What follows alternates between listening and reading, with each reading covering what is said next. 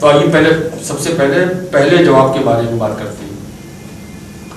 اس نظم کا جو تھیم ہے وہ تقریباً دنیا کے تمام مذاہب نے بیان کیا ہے۔ کوئی ریلیجن ایسا نہیں جس نے اس نظم کے تھیم کو کسی نہ کسی شکل میں بیان نہ کیا ہو۔ ایک خدا کی پرستش کرنے والے 3 بڑے مذاہب جو کہلاتے ہیں، جو کیٹیگرائزیشن ہوتا ہے مذاہب کا اسی طریقے سے ہوتا ہے، اسی لیے اس ترتیب میں بتا رہا ہوں، اسلام اور عیسائیت اور یہودیت۔ ان تینوں کے عقیدے میں یہ چیز شامل ہے کہ جب انسان مرے گا تو مرنے کے بعد ایک دوسری دنیا بھی اس کے پاس ہے۔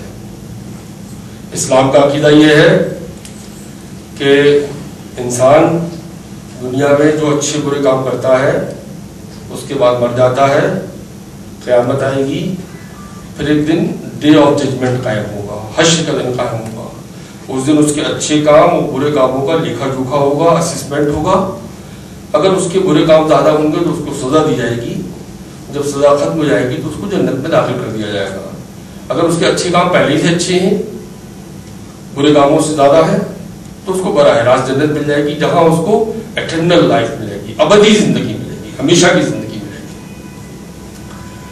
گی۔ عیسائیت اور یہودیت یہ دونوں بھی اس عقیدے کے ہیں کہ انسان کو مرنے کے بعد، ڈے آف ججمنٹ کے بعد، ایک جنت کا دروازہ کھلا جائے گا اس کے لیے۔ ہندوازم جو بہت سے فلسفوں کا ایک مجموعہ ہے، اس کی بنیاد میں بھی یہ عقیدہ موجود ہے کہ انسان اس جنم میں جو کام کرتا ہے ان کاموں کے اعتبار سے اگلے جنم میں اسے ایک نئی کایا ملتی ہے۔ اچھے کام کرے گا تو اچھی کایا ملے گی، برے کام کرے گا تو اسے بری کایا ملے گی، اور جب یہ جنم مرن کا سلسلہ ختم ہو جائے گا تو اسے سورگ پراپت ہوگا۔ جبکہ بدھزم کا عقیدہ یہ ہے کہ انسان کا جو جنم دوبارہ ہوتا ہے وہ صرف اس وجہ سے ہوتا ہے کہ انسان کے دل میں خواہشات بہت ہیں، تو ان خواہشوں کو پورا کرنے کے لیے ایک اگلا جنم ضروری ہو جاتا ہے۔ اگر انسان اپنی خواہشات کو ختم کر دے تو پھر اس کے بعد اسے ایک ایسی استھتی پراپت ہو جاتی ہے، ایک ایسی حالت اسے حاصل ہو جاتی ہے جسے موکش کہتے ہیں، مکمل آزادی۔ اب جو حضرات کسی بھی مذہب سے تعلق نہیں رکھتے، وہ اپنے آپ کو انسانیت کا مذہب کا پیرو کہتے ہیں، ان کا خیال یہ ہے کہ انسان کو جو زندگی ملی ہے یہ ایک ہی دفعہ ملی ہے، ایک دفعہ جب وہ ختم ہو گیا، مر گیا، تو ہمیشہ کے لیے ختم ہو گیا۔ لیکن سردار جعفری کا جو تصور ہے اس نظم میں وہ بالکل مختلف ہے۔ وہ کہتے ہیں کہ میں انسان ہوں، ایک دن ایسا آئے گا کہ میں مروں گا، لیکن میں مرنے کے بعد ختم نہیں ہوں گا۔ میں چڑیوں کی شکل میں آؤں گا، پھولوں کی شکل میں آؤں گا، سنہری ندیوں کی شکل میں آؤں گا، نیلی جھیلوں کی شکل میں آؤں گا، ہنستے ہوئے پتوں کی شکل میں آؤں گا۔ کیوں کہ انسان قدرت کا سب سے بڑا شاہکار ہے، وہ مر تو سکتا ہے، فنا نہیں ہو سکتا۔ تو حضرات یہ ہے اس کا تھیم۔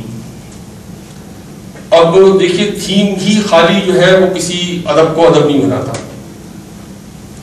بہت اچھا تھیم ہو سکتا ہے لیکن اگر اسے اچھے طریقے سے بیان نہ کیا جائے تو تھیم بس تھیم ہی رہ جائے گا، ادب بڑا ادب نہیں بن پائے گا۔ آپ ملاحظہ کیجئے کہ سردار جعفری نے اس نظم کو لکھنے میں کئی ٹولز استعمال کیے، اس کی فارم کو خوبصورت کرنے کے لیے، زیادہ بڑا افیکٹ دینے کے لیے، زیادہ تاثر دینے کے لیے۔ ان ٹولز میں ان کا امیجری جو ہے وہ سب سے بڑا ٹول ہے۔ سردار جعفری کی نظم کی شہرت ان کی امیجری ہی کی بنیادوں پر کھڑی ہوئی ہے۔ مجھے ان کی ایک نظم اور یاد آتی ہے، اودھ کی خاطر حسین۔ اس نظم میں انہوں نے جیل میں بیٹھ کے لکھی تھی اور اودھ کی دھرتی پر جو غریب انسان زندگی جی رہے ہیں ان کے بارے میں بیان کیا تھا، اور یہ بھی پیشن گوئی کی تھی کہ ان میں انقلاب آئے گا۔ میں آپ کو بیچ کا اس کا ایک چند لائنیں سنانا چاہتا ہوں ان کی امیجری کے لیے۔ غریب لوگوں کے بارے میں لکھتے ہیں اور ان کے روزمرہ کی زندگی کے جو مظاہر ہیں ان کے بارے میں لکھتے ہیں۔ یہ سیدھے سادے غریب انسان نیکیوں کے مجسمے ہیں، یہ سیدھے سادے غریب انسان نیکیوں کے مجسمے ہیں، یہ محنتوں کے خدا، یہ تخلیق کے پیغمبر جو اپنے ہاتھوں کے کھردرے پن سے زندگی کو سنوارتے ہیں۔ لوہار کے گھن کے نیچے لوہے کی شکل تبدیل ہو رہی ہے، کمہار کا چاک چل رہا ہے، سراہیاں رقص کر رہی ہیں، سفید آٹا سیاہ چکی سے راکھ بن کر نکل رہا ہے، پتیلیاں گنگنا رہی ہیں، سنہرے چولہوں میں آگ کے پھول کھل رہے ہیں، دھوئیں سے کالے توے بھی چنگاریوں کے ہونٹوں سے ہنس رہے ہیں، دوپٹے آنگن میں ڈوریوں پر ٹنگے ہوئے ہیں اور ان کے آنچل سے دھانی بوندیں ٹپک رہی ہیں، سنہری پگڈنڈیوں کے دل پر سیاہ گوٹوں کی سرخ لہنگے چمک رہے ہیں۔ آپ ملاحظہ کیجئے کہ امیجری ایسی امیجری کے لگتا ہے سردار جعفری کاغذ پر کو کینوس سمجھ رکھا ہے اور اس کینوس پر زندہ تصویریں بناتے چلے جا رہے ہیں۔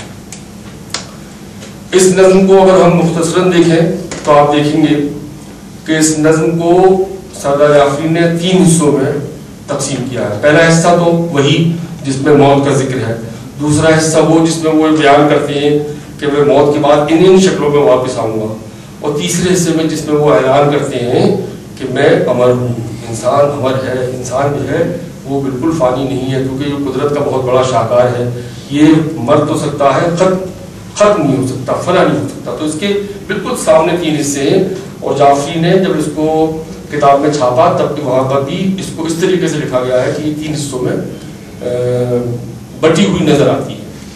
پہلے حصے میں 23 لائنیں ہیں، یعنی جو اس کی بنیادی حصہ ہے، جس میں جو دراصل ہیومن ٹریجڈی ہے یعنی موت۔ دوسرا حصہ جو ہے وہ اس کو آپ ہیومن ہوپ کہہ سکتے ہیں، امید انسان کی، اس میں 26 سطریں ہیں، اور جو آخری حصہ ہے وہ فلسفہ ہے اس نظم کا، اس میں 10 لائنیں ہیں۔ اب آپ دیکھیے کتنی خوبصورتی سے، بالکل ایسا لگتا ہے جیسے ایک آرکیٹیکچرل ماسٹر پیس ہمارے سامنے کھڑا ہوا ہے۔ پہلے 23 سطریں بنیاد مضبوط کی، پھر 26 سطروں کی ایک عمارت کھڑی کی انسانی ہوپ کے نام سے، اور اس کے اوپر انسان کے امر ہونے کا کلش لگا دیا 10 لائنوں میں۔ یہ نظم کو جب آپ پڑھیں اور سنیں اور بار بار سنیں تو میں آپ کے لیے نظم لے کر بھی آیا ہوں، نظم رومن میں لکھی ہوئی، اور اس کا ٹرانسلیشن غالباً خود سردار جعفری کا کیا ہوا، وہ آخر میں ہم ایک تقسیم کریں گے۔ کچھ کم ہے، ہو سکتا ہے کچھ کم پڑ جائے، لیکن ہمارا زیادہ تر لوگوں کے پاس پہنچے گی۔ تو آپ دیکھیں گے کہ جعفری نے اس کو ایک آرکیٹیکچر پیس کی طرح سے اس کو، اچھا دوسرے دیکھیے اس کے پہلے حصے میں استعارات یا میٹافرس کی پوری لائن لگی ہوئی ہے، پھر ایسا آئے گا، آنکھوں کے دیے بجھ جائیں گے، ہاتھوں کے کنول، آنکھوں کے دیے ہاتھوں کے کنول، اور مجھے پوری نظم پھر پڑھنا پڑے گی اس کے استعارے دیکھنے کے لیے، ہاتھوں کے دیے آنکھوں کے کنول، اور یادوں کا حسیب خانہ وغیرہ وغیرہ۔ دوسرے حصے میں آپ دیکھیں تو امیجری آپ کو زیادہ نظر آئے گی، لیکن میں یہاں پھر آؤں گا، بچوں کے دہن سے بولوں گا، چڑیوں کی زبان سے گاؤں گا۔ یہ چڑیوں کی زبان سے گانا، بچوں کے منہ سے بولنا، یہ سب امیجری کا حصہ ہے، کیونکہ ہم اور آپ امیجری، ہمارے اور آپ کے لیے امیجری کو سمجھنا اور اس کو اپریشیٹ کرنا زیادہ آسان اس لیے ہوتا ہے کہ امیجری کو اپریشیٹ کرنے کے لیے انسان کو بہت زیادہ مخراج ہونے کی ضرورت نہیں ہے، صرف کھلی ہوئی آنکھیں ہونا ضروری ہوتی ہے۔ اگر ہم نے وہ چیز دیکھ رکھی ہے تو اس کو اپریشیٹ کر سکتے ہیں۔ غالب نے اس نظم میں 2 سیمیلیز بھی استعمال کی، جنہیں اردو میں تشبیہ کہتے ہیں، کلیوں کی طرح سے کھلتی ہوئی، پھولوں کی طرح سے ہنستی ہوئی ساری شکلیں کھو جائیں گی۔ تو آپ دیکھیے کہ اپنے نظم میں اتنی خوبصورت اور زندہ اور تڑپتی اور کھڑکتی ہوئی امیجری اور استعاروں کی مدد سے ایک طریقے سے سردار جعفری نے پینٹنگ جیسا سامان بنا دیا ہے۔ تیسری خوبی اس نظم کی، تیسری بڑی خوبی اس نظم کی یہ ہے کہ حالانکہ یہ آزاد نظم ہے، لیکن یہ بحر اور عروض دونوں کی پابندی یعنی میٹر کی پابندی کرتی ہوئی نظر آ رہی ہے۔ پوری کی پوری نظم جو ہے اس میں موسیقی کے سر بھرے ہوئے، یہ نظم گائی جا سکتی ہے، اور اس نظم کو گانے کے لیے کوئی بہت زیادہ مشقت نہیں کرنا پڑے گی کسی بھی گانے والے کو یا گانے والی کو، کیونکہ پوری نظم جو ہے میٹر میں ہے یہ نظم۔ تو ہم نے دیکھا کہ سعدیہ جعفری کی اس نظم میں میرا سفر میں سعدیہ جعفری نے لفظوں کی مدد سے پینٹنگ بھی کی ہے، ایک آرکیٹیکچر ماسٹر پیس بھی بنایا ہے اور موسیقی بھی شامل کر دی ہے۔ یعنی نظم میں انہوں نے 3 طریقے کے فنون لطیفہ، جن کو کہنا چاہیے کیا کہتے ہیں فنون لطیفہ کے درون صاحبہ جلدی بولیے، فائن آرٹس، 3 طریقے کے فائن آرٹس کا انہوں نے اس میں جو ہے وہ مشرن کر دیا ہے، سمو دیا ہے۔ مختصراً ہم کہہ سکتے ہیں کہ سعدیہ جعفری نے میرا سفر نام کی نظم میں تھیم کی عظمت، فارم کی خوبصورتی، تصویری انداز بیان، موسیقی کی شمولیت اور ایک آرکیٹیکچر ڈیوٹی کے سماویش سے اس نظم کو ایک یادگار بڑی تخلیق بنا دیا ہے، جو 70 برس سے ہماری شاعری میں گونج رہی ہے اور ہمیں نغمہ سنا رہی ہے انسان کی عظمت کا اور اس کی ابدیت کا، جو کائنات میں جگہ جگہ مختلف شکلوں میں مختلف روپوں میں سربلند نظر آتا ہے۔ میں یہاں پر آپ کا شکریہ ادا کر سکتا تھا، کیونکہ میرے خیال میں تقریباً وقت بھی پورا ہوا اور میری بات بھی پوری ہوئی، لیکن ایک سوال اب بھی رہ جاتا ہے۔ صحیح کہا آپ نے کہ مجھے کچھ پسند ہے۔ میں نے آپ کو صرف یہ بتایا کہ اس کے فن میں اور اس کی تھیم میں ایسی کیا بات ہے کہ اسے پسند کیا جائے، لیکن میں شاید ابھی بھی یہ نہیں بتا پایا کہ یہ مجھے کیوں پسند ہے۔ اس کے لیے مجھے اپنی ذاتی زندگی کے بہت پرانے واقعے کی طرف جانا پڑے گا۔ جب میں 5 برس کا تھا تو میری چھوٹی بہن قادریہ اس کا نام تھا، وہ اس دنیا سے چلی گئی اور یہ سب کچھ یکایک ہوا۔ اس زمانے میں چیچک پہ کنٹرول نہیں پایا گیا تھا۔ قادریہ کی موت کے صرف کچھ ہی دن کے بعد جو ہے وہ گیتا بالی جیسی خوبصورت اور چنچل اور ٹیلنٹڈ ہیروئن کا بھی اسی مرض میں انتقال ہوا تھا۔ تو ہم کو معلوم ہی نہیں تھا کہ موت کیا ہوتی ہے۔ 5 برس کے تھے، ہمارے سامنے اس وقت تک کوئی موت نہیں ہوئی تھی اور ہمیں بڑی محبت بھی تھی اپنی بہن سے۔ ہمارے ٹھیک ہم سے چھوٹی تھی وہ، ہم بھائی بہنوں میں ٹھیک ہم سے چھوٹی تھی۔ تو گرمیوں کی بڑی گرم شام تھی، جون کا مہینہ تھا، تو باہر ہمارے قصباتی گھر کے سامنے ایک موٹر آ کے رکی، ہم سب لوگ صدر دروازے پہ جا کے کھڑے ہو گئے تو دیکھا ہمارے والد جو ہیں وہ آنکھیں خشک ہیں ان کی، اور اس کو کلیجے سے لگائے ہوئے اندر داخل ہوئے، نکال دیا اس کو۔ تو ہمیں کچھ اندازہ ہوا کہ موت کیا ہوتی ہے، لیکن ٹھیک سے پھر بھی نہیں سمجھ پائے۔ تو ہم سب سے یہ پوچھ رہے تھے کہ قادریہ سویرے اٹھے گی کہ نہیں اٹھے گی، وہ ناشتہ کرے گی روز کی طرح کہ نہیں، کھیلے گی ہمارے ساتھ کہ نہیں۔ تو سب ہمارے سر پہ ہاتھ رکھ دیتے تھے، اس سے ہمیں اطمینان نہیں ملا۔ پھر ہمارے والد نے جب ہماری حالت دیکھی تو ہم دونوں بھائیوں کو، میں اور اس سے 3 سال بڑے بھائی ہیں، 2.25 سال، ان کے دونوں کو لے جا کر باہر جو کمرے بنے ہوئے ان کے آنگن میں لٹا دیا۔ سویرے جب ہم لوگوں کی آنکھ، دوسرے دن عید تھی، سویرے جب ہم لوگوں کی آنکھ کھلی تو قادریہ گھر میں نہیں تھی۔ تو خیر ہم لوگوں کو عید کی نماز کے لیے اٹھایا گیا تھا، تو ہم لوگ اٹھے، نماز پڑھنے گئے۔ ہمارے والد ہی وہاں پر نماز پڑھاتے ہیں گھر کی مسجد میں، گھر کی عیدگاہ میں۔ تو ہم نے اپنے والد صاحب کے پیچھے نماز پڑھی، اور نماز کے بعد ایک خطبہ ہوتا ہے، خطبے کے بعد ہمارے والد نے سب لوگوں کو مبارکباد دی، اور بائیں طرف ایک کچی قبر کو دیکھ کر تو آنسو چپکے سے وہ آئے۔ تو ہم اپنے پاپا کی ایک ہی چیز کو دیکھ رہے تھے، ہم سمجھ گئے کہ رات ہی رات یا سویرے فجر کے وقت ہماری بہن کو لا کر یہاں پر دفن کیا گیا ہے۔ اب تو ہم نے گھر پہ آ کے بہت واویلا مچایا کہ ہم نے اس کی شکل بھی نہیں دیکھی تھی، اور ہم نے تو ہمارے گھر پہ کام کرنے والی تھیں، بزرگ تھیں، ان کو سب لوگ بہو کہتے تھے۔ عام طور پہ تو بوا کہا جاتا ہے، لیکن ہمارے گھر میں ان کو بہو کہا جاتا تھا۔ غالباً وہ ظاہر ہے کہ وہ بہو تھیں اپنے گھرانے کی، ہمارے گھر پہ ہمارے مدد کے لیے آیا کرتی تھی کام میں۔ تو تو ان کو سب نے, جب بزرگوں نے بہو کہنا شروع کر دیا تو بچے بھی ان کو بہو کہتے تھے. تو بہو بولی کہ تم روتے کیوں ہو, ابھی دوپہر کے بعد جو ہے قادریہ بٹیا آئیں گی, وہ جو سبز رنگ کی چڑیا ہوتی ہے وہی سب قادریہ بٹیا ہیں. تو ہم نے کہا کہ وہ تو کل بھی آئی تھی چڑیا, کل کل والی دوسری تھی, یہ والی قادریہ بٹیا ہیں, تم دیکھنا. تو ہمارا کچھ تھوڑا سا بچپن جو تھا پہلا, خیر ہم نے دوپہر کا انتظار کیا. عید کا دن تھا, دوپہر بھی بڑی دیر میں ہوئی, اس دن انتظار کیا. ایک ایک چیز ہمیں ایسے یاد ہے جیسے تصویر کی طرح سے, فلم کی طرح سے, کیونکہ چھپن کی جو سلیٹ ہوتی ہے نا بڑی خالی ہوتی ہے, اس پر لکھی ہوئی چیزیں جو ہے دیر تک انمٹ رہتی ہیں. میں صرف ضروری یادوں میں شریک کر رہا ہوں, ورنہ اور بہت سی باتیں بھی یاد آ رہی ہیں. تو خیر وہ آئی چڑیا صاحب, ایک سبز رنگ کی چڑیا ہوتی تھی چھوٹی سی, اور بہت ہی سریلی آواز میں ایک دو چہکارے بھرتی تھی. اور اس کا اصلی مقصد یہ تھا کہ وہ آتی تھی تو نل کے منہ میں زبان اپنی چونچ ڈال کے ایک قطرہ پانی پیتی تھی اور پھر اڑ جاتی تھی.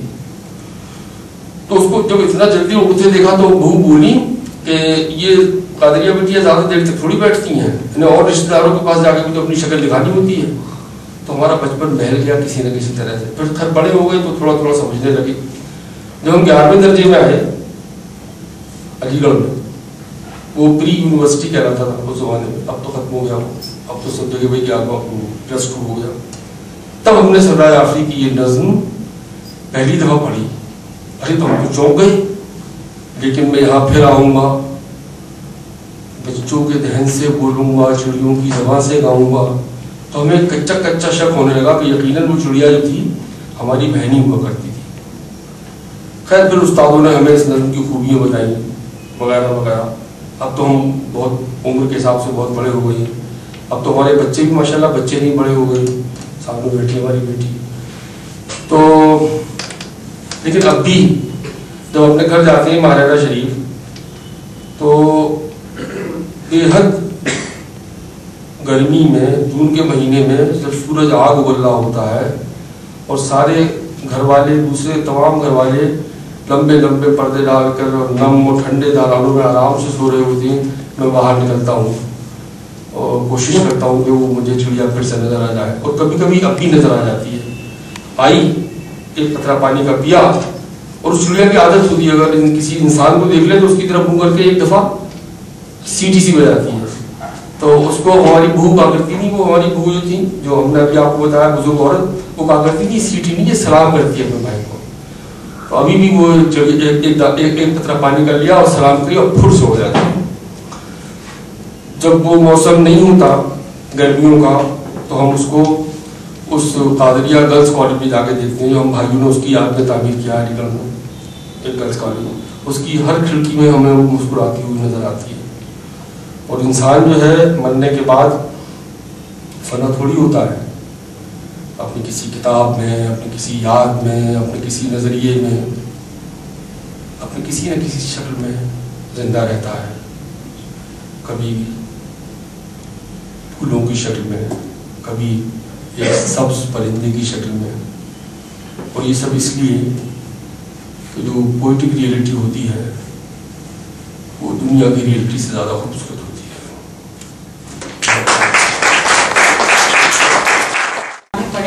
اور ہمارے دور کے ہر رائٹر نے پڑھے ہیں, ہر قاری نے پڑھے ہیں. تو اتنی حسین گفتگو جو آپ نے کی, اس کے لیے آپ کو مبارکباد. سردار جعفری کو نئے انداز سے سمجھانے کے لیے بہت بہت عنایت نوازش. لیکن یہ اتنا خوبصورت واقعہ, کیا یہ اتنا ذاتی ہے کہ آپ اس کو قاری سے نہیں بانٹ سکتے؟ کیا قاری کا کہ اس میں دخل اندازی آپ کو منظور نہیں ہوگی؟ یہ اتنا خوبصورت فن پارہ ہے جسے آپ نے ابھی ادا کیا. نادانستہ طور پہ آپ کو نہیں معلوم تھا کہ آپ کو اپنی بات بتا رہے تھے, لیکن اب تک یہ اس کو آپ نے فکشنلائز کیوں نہیں کیا؟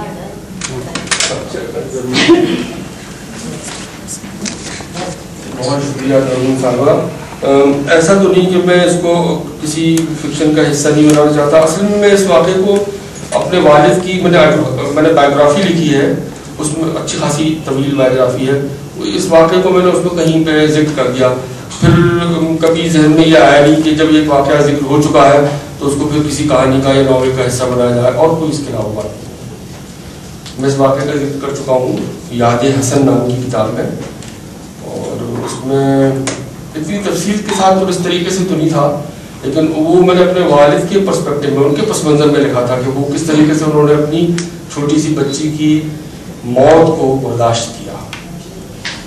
پہلے جو نظم کی فارم ہوا کرتی تھی وہ بڑی ہی کلاسیکل فارمز ہوتی تھی، جیسے ربائی، قطع. اب جو قطع تو ہوتا ہے جیسے 4 لائنیں آپ بیان کرتی وہ قطع ہو جاتا ہے. ربائی بھی 4 لائنوں میں بیان کی جاتی ہے، لیکن اس کا ایک مخصوص میٹر ہے. وہ میٹر آپ کو سن کے ہنسی آئے گی، کیا ہے وہ ہے لا حول ولا قوت الا باللہ. غنچے تیری بے کسی پہ دل ہلتا ہے، صرف ایک تبسم کے لیے کھلتا ہے. غنچے نے کہا کہ اس چمن میں بابا یہ ایک تبسم کسے ملتا ہے. تو یہ ربائی ہو گئی.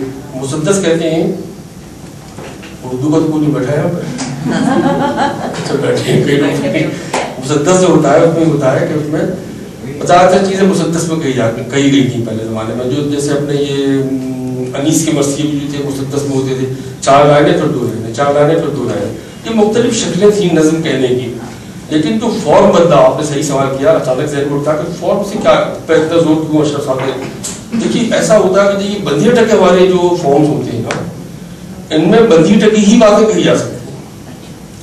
یا تو بہت آدمی بہت بڑا جینیس ہو بال کی طرح سے کہ وہ اس بندھے ٹکے فارمولوں میں بھی بڑی بات کہنے کا جس کو ہنر آتا ہو.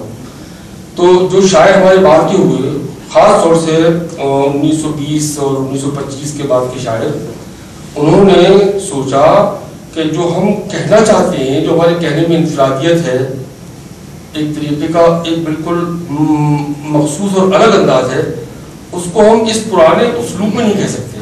ہمیں کہنے کے لیے ہم پر جبر نہیں ہونا چاہیے کہ ہم کہیں تو ہمیشہ آزاد نظم میں کہیں، یا ہم کہیں تو ہمیشہ نہیں، ہم کہیں تو ہمیشہ پابند نظم میں کہیں. ہمیں تھوڑی آزادی چاہیے. آزادی کا مطلب ایک سطر بڑی بھی ہو سکتی ہے، ایک سطر چھوٹی بھی ہو سکتی ہے، کبھی اس کے اندر وزن ہو بھی سکتا ہے، کبھی میٹر نہیں بھی ہو سکتا ہے. تو اس قسم کی جو اب تو زیادہ تر آپ دیکھیے جو نظمیں کہی جاتی ہیں ان میں کم سے کم 60% نظمیں جو ہیں وہ یہ آزاد نظم کی شکل میں ہوتی ہیں، جس کو بہت آگے بڑھا دیا میرا جی نے اور راشد نے اور خود فیض نے بھی. ان لوگوں کا پابند نظم بہت کم ہے، ان کا آزاد نظم زیادہ ہے. فیض نے تو خیر پابند نظم بہت کہیں ہیں، لیکن میرا جی کا تو کوئی تصور نہیں کر سکتا آزاد نظم کا. حالانکہ میرا جی اتنے ٹیلنٹڈ تھے کہ وہ غزلیں تک لکھ سکتے تھے، لیکن کچھ نظمیں تو ان کی ایسی ہیں کہ اگر آپ پڑھتے چلے جائیں گے تو آپ کو لگے گا ایک چھوٹی سی کہانی لکھی ہوئی ہے سامنے. یہ اس میں تو مصرے بھی نہیں ہیں بلکہ کہانی کی طرح سے لائن ہے. جاتری جیسے ان کی ایک نظم ہے. تو ان لوگوں نے اسلوب کو چینج کیا تاکہ جو نئے خیالات ہیں ان کو بیان کرنے کا ہتھیار ان کو حاصل کرنا. جعفری کا اس میں کیا کنٹریبیوشن؟ جعفری کا یہ کنٹریبیوشن ہے کہ جعفری صاحب سے پہلے کم لوگوں نے آزاد نظم میں اتنی اچھی شاعری کی تھی. کم لوگوں، بہت کم لوگوں نے. اور امیجری جو ہے وہ تو جعفری صاحب جیسی امیجری تو فیض تک نے استعمال کی. اور کچھ الفاظ ایسے ہیں جو مجھے اس وقت یاد نہیں ہیں، اگر میں اس کی تیاری سے آتا تو بیان کرتا. کچھ الفاظ کی کچھ ترکیبیں جس کو کہتی ہیں، ترکیب مطلب 2 لفظوں کو جوڑ کر کے ترکیب بنا لیتی ہے نا. جیسے ہوائے مقتل، یہ مقتل کی ہوا، یہ ایک ترکیب ہو گئی. تو کچھ اس قسم کی ترکیبیں جعفری نے استعمال. جعفری اور مجروح یہ 2 شاعر ہمارے ایسے ہیں جنہوں نے ترکیبیں استعمال کری اور وہ فیض کے نام پہ لگ گئی. لوگ سمجھتے ہیں وہ فیض کی بنائی ہوئی ترکیبیں. یہ ان دونوں شاعروں کو کمال ہے. تو میرے کہنے کا مطلب یہ تھا کہ ان سردار جعفری نے نظم کی حیات، جس کو اسلوب کہتے ہیں، جس کو فارم کہتے ہیں، اس میں بھی بہت کنٹریبیوٹ کیا ہے. صرف کنٹینٹ میں ہی کنٹریبیوٹ نہیں کیا. میرا ایک چھوٹا سا سوال یہ ہے کہ اردو کے جو ریڈرس ہیں، کیونکہ ظاہر ہے کہ اس زمانے میں وہ اردو میں زیادہ لکھتے تھے، حالانکہ جو آپ نے کہا کہ فارسی اور ہندی کے بیچ کی جو ایک چیز ہندوستانی جیسی کوئی چیز تھی، تو لینگویج تو وہی تھی لیکن پھر بھی اسکرپٹ اردو ہوا کرتی تھی.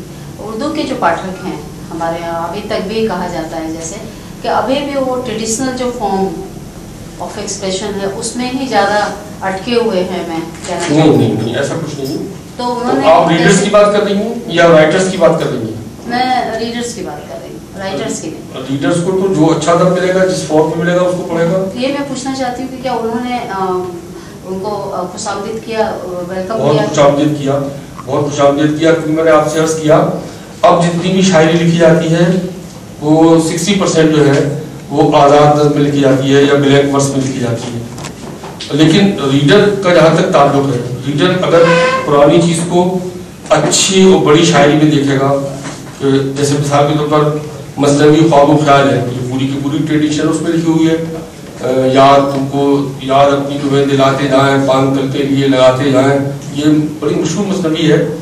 जब पूरी पढ़े तो आपको अंदाजा होता है कि इसमें क्या दम है और क्या कहानी है। ये सब पुराने ट्रेडिशन में लिखी हुई चीज़ें हैं। तो कारी जो है उसको कारी को इस बात से मतलब नहीं होता कि आप क्या उसको इस्तेमाल कर रहे हैं और आपने क्या, कारी तो ये देखता है कि आपने थीम को वो सच्चा उसलूब दिया कि नहीं दिया जो उस थीम का तकाजा करता था, वो आपके दिल को छूती है, दिल को छूती है कि नहीं छूती। ज़ाती तौर पे आप अप्रूव करते हैं, चलिए इस फ्री वर्स को छोड़ दीजिए, ये जो ब्लैंक वर्स वगैरह इसको, ये जो प्रोज पोइट्री है, जो नसरी नज़्म है, क्या ये होनी चाहिए उर्दू में? ये बड़ा आपका सवाल इतना मासूमाना तो नहीं जितना बना के आपने पेश किया, लेकिन क्योंकि आप इसके बारे में जानती हैं और आप ही के घर से कुछ शेर निकला है वो तो हाँ बिल्कुल। ये जो आपके साहबजादे तशरीफ रखते हैं यहाँ पर, इनके वालिद साहब जो हमारे बहुत अच्छे दोस्त हैं प्रोफेसर रियाज पंजाबी, जब अलीगढ़ में पढ़ते थे उस ज़माने में जदीद शायरी जो है शुरू हुई थी, और जदीद शायरी में ये एक बड़ा सा मिसरा और एक छोटा सा मिसरा, तो उनका एक शेर बड़ा मशहूर था उस ज़माने में कि एक मिसरा जैसे शुद्रे बेमुहार की जिंदो ताबिंदो पाइंदा मिसाल। आपने देखा कितना बड़ा है। एक मिसरा जैसे शुद्रे बेमुहार की जिंदो पाइंदो ताबिंदा मिसाल, दूसरा उनकी दुम। तो इस तरीके की भी शायरी, क्योंकि देखिए तरन्नुम साहब मैं यह करना चाहता हूँ कि नसरी शायरी भी जिन लोगों ने अज़र अब्बास की नज़्म पढ़ी है, अज़र अब्बास की नज़्मों में लगता है कि हाँ ये औरत जो है नसरी शायरी के अलावा किसी और उसलूब में नज़्म नहीं कह सकती।